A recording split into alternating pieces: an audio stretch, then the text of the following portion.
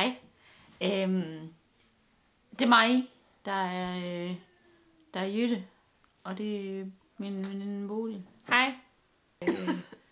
Kåre Sand, han ringede for en uge siden, og så spurgte han.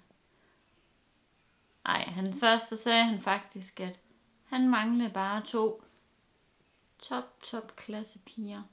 Sådan nogle virkelig. Han sagde, Jytte, prøv at høre her. Jeg søger 2 piger, som bare sprudler, og som bare elsker livet. Det er også. Og så sagde han bare, jeg vil gerne lave et program med jer. Så sagde jeg bare, det vil vi da, det vil vi gerne. Ja. Nu må du gerne snakke. Ja, altså, det vi skal, det er, vi elsker livet. Og vi elsker alt, hvad der har med livet at gøre. Hvorfor gør du det? Det var fordi, den var våd. Hvorfor? Det er ikke sjovt, Jytte. Det er lidt sjovt. Det er fordi, min den er lidt hvid.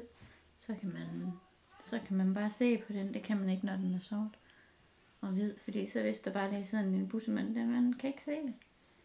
Også hvis jeg bløder lidt op i næsen, så kan man ikke se det. Jamen, var det i bussemand, du så det? Ja.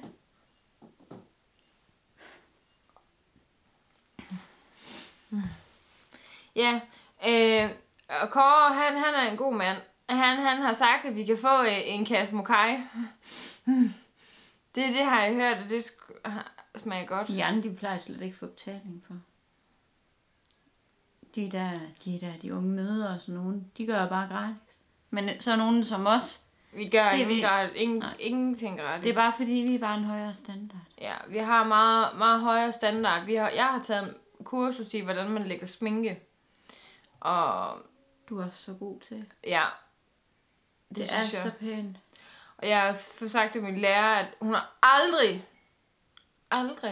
set noget som det, jeg laver. Nej, det tror jeg på.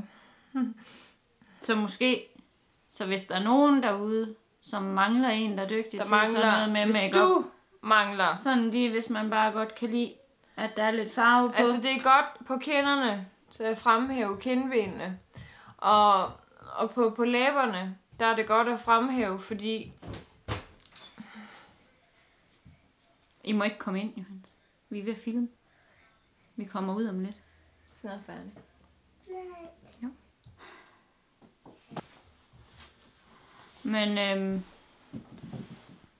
Men vi sagde bare, Kåre Sand, ved du hvad? Det er bare lige os. Det er os. Og det vil vi bare mega smadre gerne. Ja. Og så sagde han, piger, det bliver fedt. Jeg siger jer, piger, det bliver så fedt. I bliver større.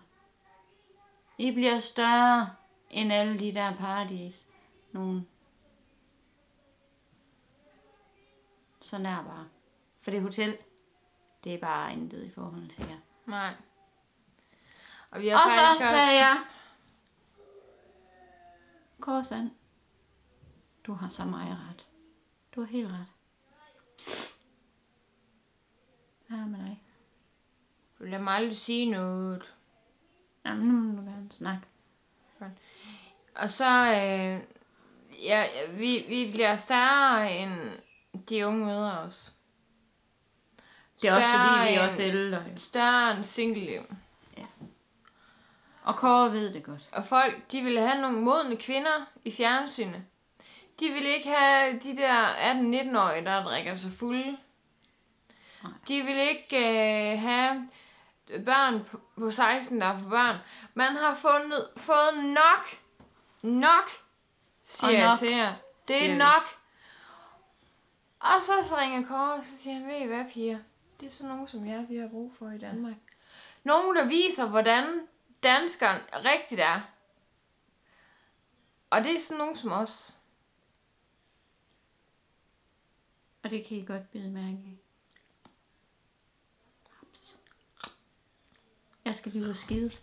Ja. Eller lægge en dej. Rulle en vas. Drej en vas. Gik hun endelig. Det er mig og Kåre, der har aftalt noget, faktisk. I ved hun ikke.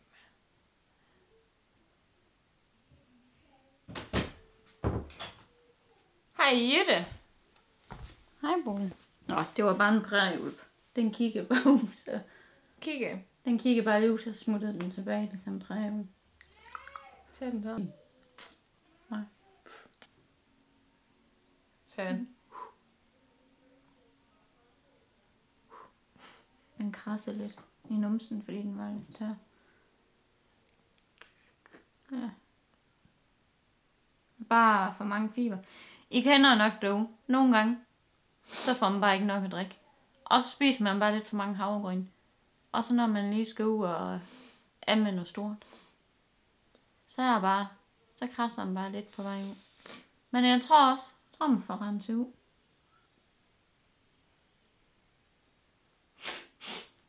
Jeg tror faktisk bare, det renser. Rens og sjæl.